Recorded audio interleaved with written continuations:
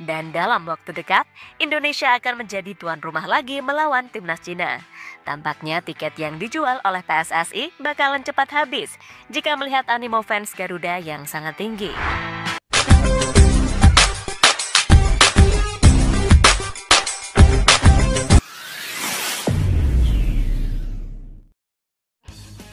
Assalamualaikum dan salam persaudaraan, salam sepak bola. Selamat bertemu kembali guys di channel Askalani Studio. Selamat berhujung minggu ataupun selamat berakhir pekan guys. Semoga kalian semua dalam keadaan sehat walafiat, sentiasa dimurahkan rezeki. Saya mendoakan semoga sukses dalam apa jua yang kalian usahakan ya. Oke, satu lagi yang saya ingin reaksi terkait dengan kebingungan AFF. Kenapa Indonesia selalu sukses jadi host sepak bola, tiket selalu sold out dan selalu disoroti dunia. Itu kenapa guys? Persoalannya yang itu. Kenapa? Dan kenapa kalau dihostkan di tempat lain itu tidak sebanding apa yang berlaku di Indonesia? Karena Indonesia itu cepat kan? Dia kalau jual tiket, hari ini jual, hari ini habis. Sold out, ludes. Itu. Jadi saya pikir negara-negara lain ini memang sulitlah untuk meniru cara Indonesia ini. Karena kalau saya selalu saya sudah selalu mereaksi terkait dengan Indonesia ini. Jadi saya tahulah serba sedikit. Karena rakyat Indonesia ini dia punya karakter ya.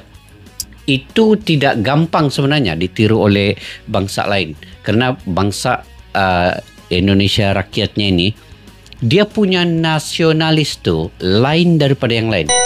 Menebalnya nasionalis di dada mereka itu dengan apapun acara event sebenarnya, bukan saja sepak bola, lain-lain event pun sedemikian. Saya pernah mereaksi ketika event ataupun acara politik itu penuh juga stadion kan guys.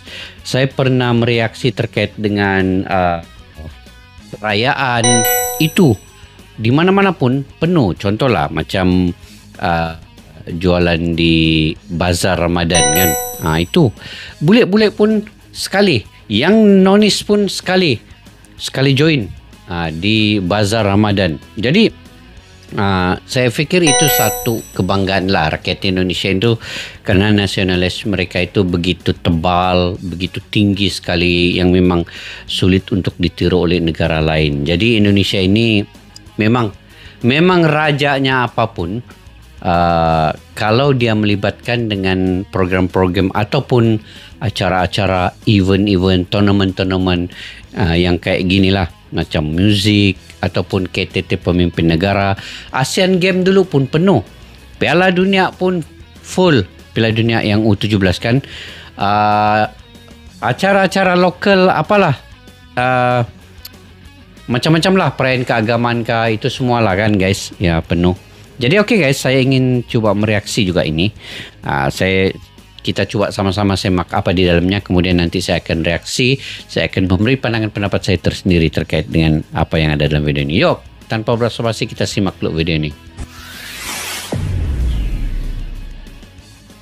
Semua pasti merasa jika saat ini sudah sangat jarang tim-tim Eropa mau menyambangi Indonesia, khususnya saat pramusim tiba. Padahal beberapa tahun yang lalu, tim seperti Liverpool, Chelsea, hingga Arsenal mau datang ke Indonesia untuk menemui fansnya yang ada di sini. Menurut beberapa promotor yang sudah terbiasa mendatangkan klub-klub luar negeri, Indonesia tidak dipilih karena negaranya belum stabil. Tak hanya itu, kualitas infrastrukturnya juga sering dipertanyakan, sebuah penilaian yang bisa diperdebatkan. Karena nyatanya Indonesia sampai dia punya kualitas nih, kalau diikutkan ya, kualitas GBK ini kalau saya melihatlah sekarang ini, yang kalau di ASEAN ini antara yang paling terbaik lah dari segi kualitas. Dia punya lapangan dan dia punya muatan kapasitas itu memenuhi standard, lampu-lampunya semualah. Sebab saya pernah pergi situ kan ketika Indonesia lawan Australia. Jadi saya nampak itu dia punya fasilitas dan kemudahan-kemudahan yang ada itu cukup, lapangannya yang cantik, cukup untuk mereka ini sebenarnya diberikan pelayanan yang baiklah, karena mereka juga sudah pernah menganjurkan Piala Dunia U17. Jadi maksudnya semua fasilitas mereka itu sudah lulus dari segi standard FIFA. Okey. Berapa kali mampu mengadakan pertandingan skala internasional. Bahkan pertandingan itu bisa dikatakan ini World sukses Cup besar. Momen inilah yang justru membuat ASEAN, khususnya Federasi Sepak Bolanya, yakni AFF, heran kepada Indonesia. Karena meski jarang dilirik, Indonesia selalu sukses besar dalam mengadakan pertandingan. Lantas mengapa AFF mengambil contoh Indonesia? Berikut ini adalah jawabannya. Saat AFF dibuat heran sama Indonesia. Pada tahun 2013 yang lalu, sejarah besar dicatatkan oleh sepak bola Indonesia ketika mereka mampu mendatangkan 3 tim besar Inggris, yakni Liverpool, Chelsea, dan Arsenal. 3 tim tersebut waktu itu menjalani uji coba melawan Indonesia All-Star. Sebuah momen yang pastinya membuat fans dari tim tadi bersuka cita karena kapan lagi bisa melihat tim idolanya bermain langsung di Stadion GBK. Pada akhirnya kedatangan 3 tim tadi membuat Indonesia sukses besar. Sukses di sini adalah karena 3 tim tadi merasa nyaman ketika berada di tanah air. Belum lagi ditambah dengan banyaknya fans yang membuat para pemain dari 3 tim besar tadi merasa dihargai. Arsene Wenger. Banyak juga ya peminat Liverpool, fans-fansnya di Indonesia. Sayangnya, dalam beberapa tahun terakhir, tidak banyak tim Eropa yang menyempatkan datang ke Indonesia. Bahkan tim Eropa terakhir yang datang ke Indonesia itu adalah AS Roma pada tahun 2015 yang lalu. Hal itulah yang membuat para promotor Indonesia berusaha untuk kembali mendatangkan klub Eropa pada tahun ini. Salah satunya yang dilakukan oleh Nine Sports, sebuah promotor yang sebelumnya mampu mendatangkan tim seperti Timnas Belanda, Juventus, hingga Ajax Amsterdam ke Indonesia. Ini lagi. Sayangnya, usaha dari Nine Sports gagal. Karena tim yang diinginkan oleh mereka yakni Manchester United lebih memilih mengunjungi Malaysia. Soal alasan kegagalan ini akhirnya diungkapkan oleh CEO Nine Sports yakni Arif Putra Wicaksono.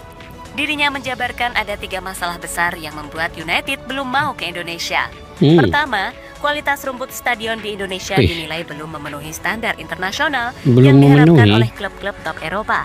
Kedua, adanya kekhawatiran terhadap ketidakstabilan situasi politik dan sosial di dalam negeri. Terakhir, kemacetan lalu lintas di Jakarta turut menjadi pertimbangan penting karena dapat mengganggu mobilitas tim dan agenda kegiatan selama tur. Hal ini menjadi refleksi penting bagi Indonesia jika ingin menjadi tuan rumah bagi klub-klub elit dunia ke depannya, termasuk dalam hal infrastruktur, keamanan, dan kenyamanan. Aduh. Sampai macet pun ya buat pertimbangannya untuk datang tim-tim besar ini. Penilaian Manchester United bisa dibantah dengan keadaan sebenarnya. Itulah kalau lapangan cantik Soal Indonesia. Kemacetan Jakarta dan rumput stadion, Indonesia memang masih mengalami masalah di 2 sektor tersebut. Tapi nyatanya, hal seperti itu bisa diatasi dengan kerja keras yang selama ini dilakukan oleh PSSI. Untuk mengatasi kemacetan, biasanya PSSI memberikan pengawalan kepada tim agar perjalanan mereka lancar. Soal rumput stadion, saat ini juga sudah mulai diperbaiki agar para pemain yang bermain menjadi lebih nyaman. Jika ingin bukti, contohnya yang dirasakan oleh timnas Jepang, Australia hingga Arab Saudi yang sebelumnya sudah datang ke sini. Secara keseluruhan mereka puas dengan pelayanan yang diberikan oleh Indonesia. Betul. Tak hanya 3 negara tadi, tim seperti Argentina juga puas waktu datang ke Indonesia Argentina pada tahun pun sudah datang yang lalu. Sehingga penilaian dari Manchester United tadi masih bisa terbantahkan dengan bukti-bukti yang ada. Nggak logik. Indonesia selalu sukses saat menggelar sebuah pertandingan. Tak hanya memberikan kenyamanan buat tim tamu, Indonesia juga selalu sukses sebagai tuan rumah dari segi jumlah penonton. Ketika melawan tim-tim yang disebutkan tadi, hampir dipastikan tiket yang dijual selalu ludes terjual. Betul. Misalnya dalam pertandingan melawan Jepang pada bulan November yang lalu, yang mana tiketnya langsung ludes terjual tak ada 1 hari. Itu berarti antusiasme fans Garuda sangat besar untuk menyaksikan pertandingan di GBK. Hal yang lebih gila terjadi saat Indonesia melawan Argentina. Menurut kabar yang beredar, tiketnya sudah habis kurang dari 5 menit. Yang mana itu menjadi rekor bagi PSSI ketika mereka menjual tiket pertandingan. Momen itu juga semakin membuktikan jika daya beli dari fans Indonesia sangat tinggi. Karena mereka berani membayar mahal demi bisa melihat tim terbaik bermain di Stadion GBK. Sold out kurang dari 5 menit guys, rekor. Membuat media hingga influencer dunia ikut tertarik menyorot Indonesia. Hal itu terbukti ketika media-media besar seperti ESPN hingga Football Primer mau membahas timnas Garuda. Hal inilah yang membuat nama Indonesia semakin dikenal dunia, dan penyebabnya adalah berkat sepak bola. Rekor Indonesia nih berkat sepak bola ini. Wasim we. Hal berbeda dirasakan AFF saat mengundang Manchester United. Soal bersaing mendatangkan klub besar Eropa, untuk tahun ini Indonesia dapat dikatakan kalah. Parahnya, kekalahan itu didapatkan oleh Indonesia dari Malaysia yang sebelumnya mampu mendatangkan Manchester United. Tapi keberhasilan Malaysia bukanlah kerja mereka sendiri, karena sebelumnya mereka bekerja sama dengan AFF untuk sama-sama mau mendatangkan tim papan bawah Premier League tersebut. Para fans Manchester United yang berasal dari Malaysia pun mendapatkan kesempatan besar untuk menyaksikan aksi dari Andre Onana dan kawan-kawan. Sementara fans MU yang berasal dari Indonesia, mereka harus rela mengeluarkan banyak uang jika ingin menonton langsung pertandingan Setan Merah. Tapi tunggu, rencana Malaysia saat berhasil mendatangkan Manchester United nyatanya mengalami beberapa masalah. Masalah pertama adalah dengan banyaknya pemain yang memilih mengundurkan diri dari ASEAN All-Star. Alasan mereka mengundurkan diri beragam, mulai dari tidak mendapatkan izin dari klubnya, hingga disuruh fokus membela tim nasional. Selain itu, Manchester United kemungkinan besar juga tidak akan membawa pemain terbaiknya. Alasannya sama. Karena beberapa pemain Setan Merah harus membela negaranya masing-masing di FIFA Matchday bulan Juni. Belum lagi ditambah masalah ketika tiket pertandingannya belum habis terjual. Sebuah hal yang sangat berbeda dengan Indonesia, karena untuk urusan tiket, Indonesia pasti sangat mudah untuk menjualnya. Betul. Kini pada intinya ASEAN malah dibuat heran oleh Indonesia, karena meski tidak didatangi oleh klub Eropa, nyatanya Indonesia selalu sukses dalam menggelar sebuah pertandingan, terutama pertandingan di babak kualifikasi Piala Dunia. Dan dalam waktu dekat, Indonesia akan menjadi tuan rumah lagi melawan timnas Cina.